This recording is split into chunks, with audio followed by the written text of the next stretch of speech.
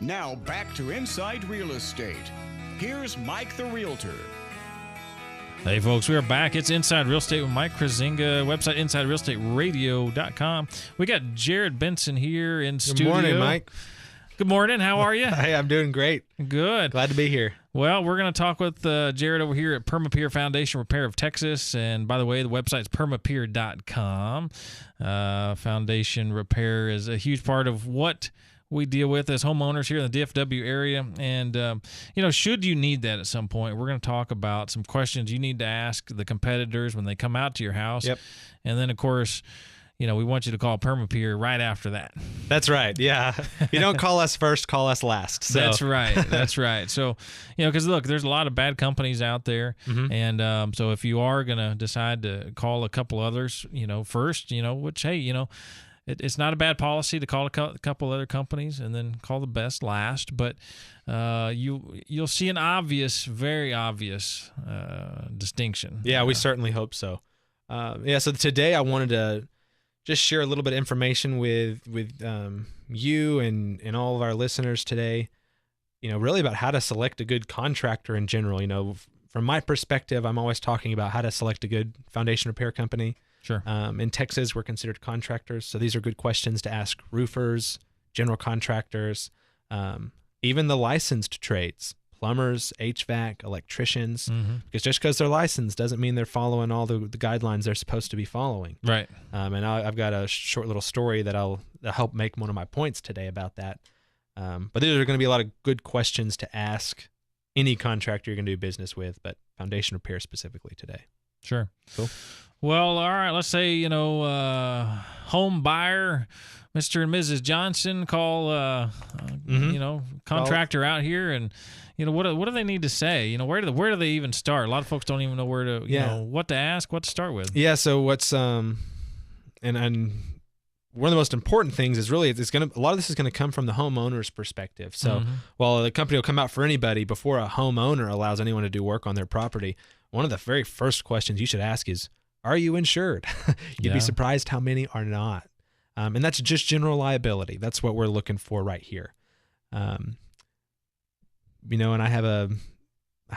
was in a meeting with one of the big brokers here in DFW, and he kind of raised his hand and said, "Hey, Jared, are licensed plumbers required to have liability insurance?" And I said, "Well, I don't know, but I'll figure it out for you." And I went and asked our plumbers, and he laughed at me when I asked the question. He said, "Of course we are. We're licensed." Right. But the reason he asked me that question was because he had a listing agent one time who listed a house, recommended a master licensed plumber to fix a leaky sink for this listing. That's it. Real simple. Well, the homeowner was so comfortable with this plumber that she left. Pick up the kids or run an errand or something, said, "Hey, lock up. I'll take care of the bill." Somehow the house burned down. I don't know. He didn't tell me how, or he didn't know how, but the house burned down, and the plumber was the last one there. Wow. Mike, take a quick guess who you think ended up paying for that house. Her insurance. No, the broker. That's right. You said it was listed for sale. The homeowner used the single referral that the agent gave her, and E&O insurance is most likely the way, the errors and omissions that realtors carry and brokers carry for their realtors. Sure, yeah. Well, the broker paid for that house.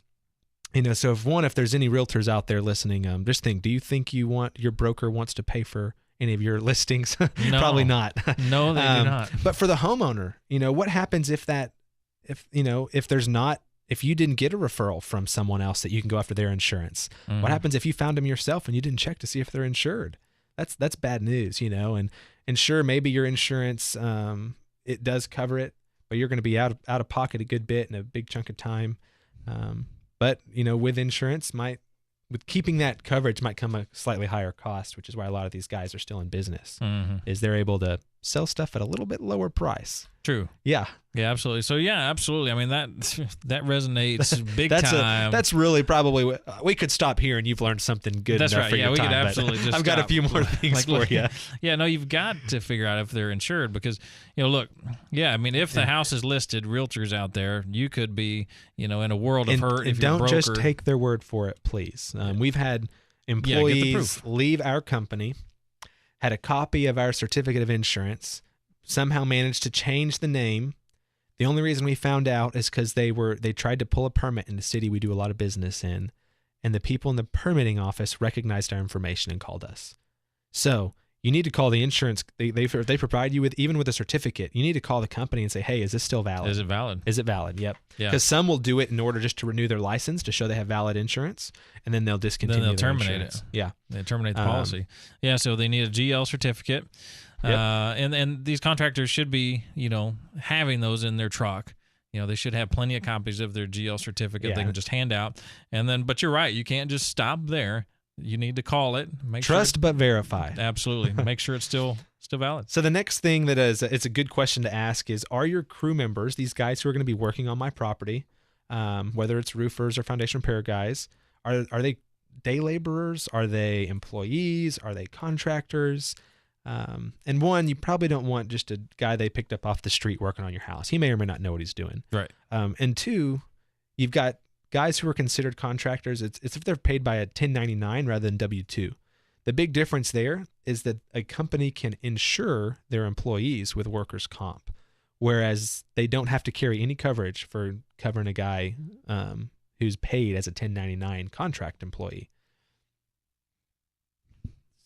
So a question I also like to ask homeowners and realtors is, who is liable for any injuries that occur on your property?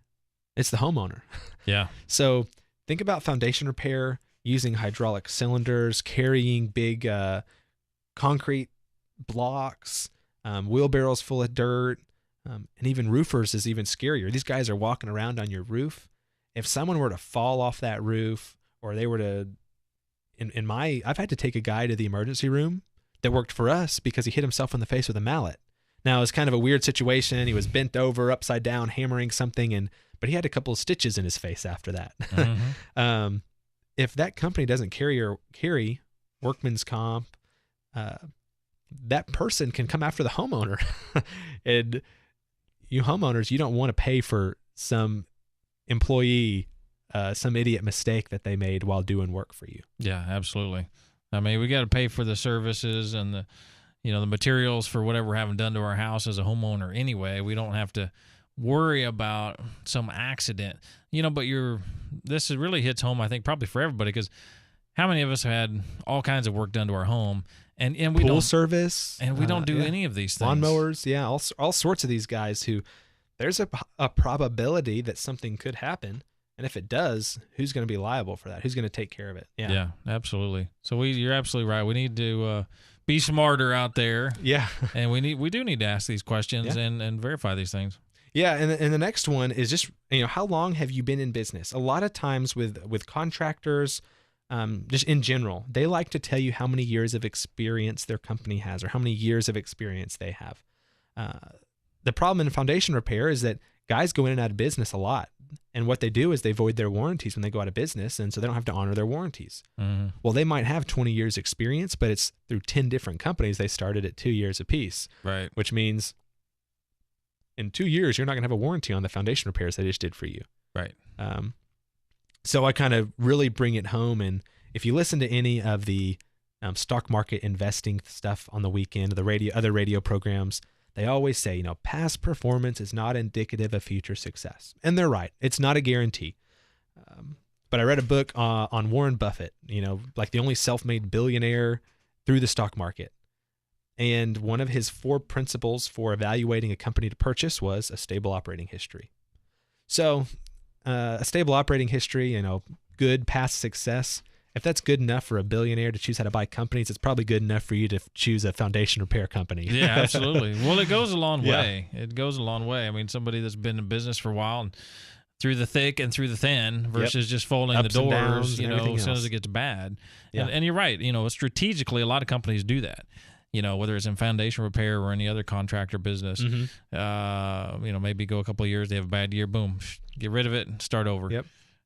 Yeah, I know we're getting near the end, but I always like to tell people, hey, get some referrals, go online, check out reviews. Mm-hmm. Keep in mind, the percentage of upset customers who write online reviews and the percentage of happy customers that write reviews are significantly different. Right. So you're always, no matter how great a company is, you're going to find some bad reviews, but you want to see, how many reviews do they have compared to, at least compared to their competitors. Mm-hmm. And then what's the general consensus across those? I'd probably rather see a company that had 1 or 2 negative-ish reviews than a company that had all 5 stars and not a single bad thing to say about them. That's like, man, do they pay for all those? Right, exactly. Is every single one of those an Is that employee? real? Yeah. When you get a couple upset people, you're like, hey, these are actually some real reviews right here. Right. Yeah, exactly. And it's really not, does anyone ever get upset, but it's how does a company handle upset customers? Do they take care of them or do they kick them to the curb? That kind of stuff. Right. Yeah, because things do happen, and things are, especially when you're dealing with foundation repair or, contractor businesses in general, when you're relating to the home, there's unforeseen things that occur. And so, of course, homeowners are going to get upset. And now when they get upset and an issue occurs, how are they being handled? How are they being taken care of? Yep. Should something happen, of course, you guys always take care of them, and that's what you want. But you're right. How many positive reviews do you go out of your way to go out and write versus the negative ones? Yeah. But look, this has all been great information, and folks, when you're thinking about foundation repair, I want you to think about PermaPier Foundation Repair. I'd appreciate it too.